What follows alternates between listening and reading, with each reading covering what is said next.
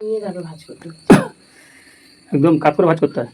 হ্যাঁ, ওইটা অসুবিধাটা, মানে টান টান করে করলে তখন লাগছে হুম। এটা, মানে এদিকে শিরাটা তখন টান পড়ছে, তখন মানে আমরা এরকম কাত করে তারপর এরকম ভাবে। মানে এই জন্য রাতে ঘুম ভেঙে যায়। ঘুম সেরকম নেই, ঘুম হালকা হয়ে গেছে, মানে কিছু অল্প এতেই এবার ঘুম ভেঙে যায় হুম চট করে। হুম।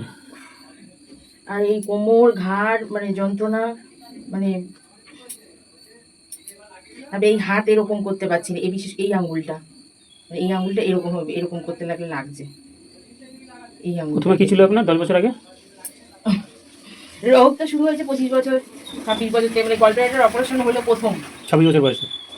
না, 25 বছর আচ্ছা। বয়সে।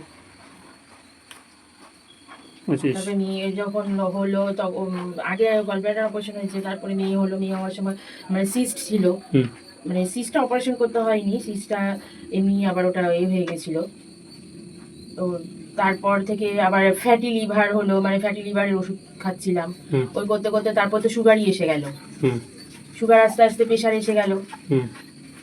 প্রেশার আস্তে আস্তে তারপরে হাঁটুর এই প্রবলেম। হাঁটুর প্রবলেম, এবার ক্যালসিয়ামের ওষুধ দিল, হুম ক্যালসিয়ামের পথে যখন এরকম বলছি হাতে এরকম শিরায় টান, এখন গরম ঠান্ডা লাগানো যাবে না, এটা হুম। করলে গরম লাগাতে হবে। ঘেমে গেছে। আচ্ছা, হ্যাঁ আমি তো হ্যাঁ ঘেমেছি। ঠিকই, না আমার ওটা ঠিকই বলেছে, কারণ এর আগে আমার পায়ে গোড়ালি ব্যথা, হুম তো তখন গোড়ালি ব্যথার জন্য ভেবেছিলাম ইউরিক অ্যাসিড হয়েছে, পরীক্ষা করছিলাম ইউরিক অ্যাসিড হয়নি, ওই সুগার ধরা পড়লো, মা বাবার সুগার আছে তো, হুম। সুগার পরীক্ষা করতে বলছে, সবাই বলছে রোগা হয়ে যাচ্ছ, সুগার করলাম, তো ইউরিক অ্যাসিড হয়নি, পায়ের গোড়ালি হাড় বেড়ে গেছিল। তার মানে 25 বছর থেকে এখন 39 বছর বয়স, 15 বছর ধরে হয়েছে, চলছে। এখন ইনসুলিনও নিচ্ছেন দিনে দুবার। হ্যাঁ হ্যাঁ, এই এখানে হাড় বেড়ে গেছিল, হুম। তো ওই তখন একটা ওই ফিজিওথেরাপি জেল লাগিয়ে করে দিয়েছিল, আবার ঠিক হয়ে গেছিল, তাই ওইটা করার পর জলে পা দিতে বারণ মেয়ে কি করেছিল। সিজারে? না না, বলে আছে। তারপরে এই করতে করতে এই ওষুধ ওষুধ পর পর তার সব মানে চলে অ্যালোপ্যাথি যাচ্ছে। শরীর অনেক অত্যাচার হয়েছে, তারই অনেক বিষ অনেক অনেক, আজকে এই এফেক্ট হ্যাঁ শরীরে। এখন ওর মধ্যেও অনেক সমস্যা। যেবার হয়ে গেছে ইনসুলিনটা চালাচ্ছেন, তো এর ভবিষ্যতে এটা না করলে আর কিডনির অলরেডি কি পজিশন আছে জানা যায় না। কিডনি এমনি ঠিক আছে, আমি যাই হোক, kidney ঠিক আছে। পরীক্ষা করাই, হুম। ক্রিয়েটিনিন পরীক্ষা, ঠিক আছে। সিবিসি করি, HbA1c, এই যে এগুলো সবই মানে 3-4 মাস অন্তর, 6 মাস হলো অন্তর করি এগুলো। যাক, আর ঘুমের ওষুধ খান না? না, ঘুমের ওষুধ খাই না। যাই হোক, যাইনি, ভালো খাবেন না। না, ঘুমের ওষুধ এখন সেরকম, মধ্যখানে একবার বেশি শরীর খারাপ হয়েছিল, তখন মানে খেলেই বমি হয়ে যেত, ওষুধটাও গোটা গোটা বেরিয়ে যাচ্ছিল। এখন যে দিলাম আমি একবার, শরীরটা কি হালকা লাগছে এমনি? হ্যাঁ এখন একটু ঠিক, পা তো এখন একটু ঠিক লাগছে। আর হ্যাঁ, শরীরটা এখানটা যখন লাগছিল তখন জ্বালা জ্বালা করছিল এই জায়গাটা, ওই জায়গাটা হ্যাঁ মানে অনিতে পারছিলাম না তখন। জ্বালা করছিল, ওই শরীর জমে রয়েছে না, ব্লাডটা তারপরে এই যে চামড়া, এটা অন্য জায়গায় চামড়া যেমন মোটা আছে মোটা লাগে আছে, কম, এখানে ওটা পাতলা সেন্সিটিভ জায়গা, পাতলা পাতলা, আমি মাঝের তো মধ্যে। মুখে নিতেই পারছি না, আমার তখন এই লাগছে।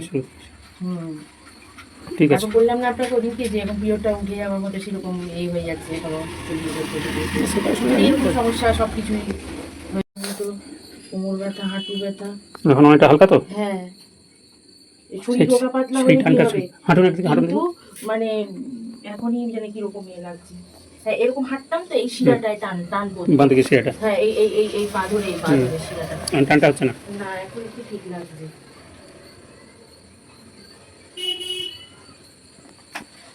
ওই রাত্রে ওই শিরায় টান পড়ে যেত।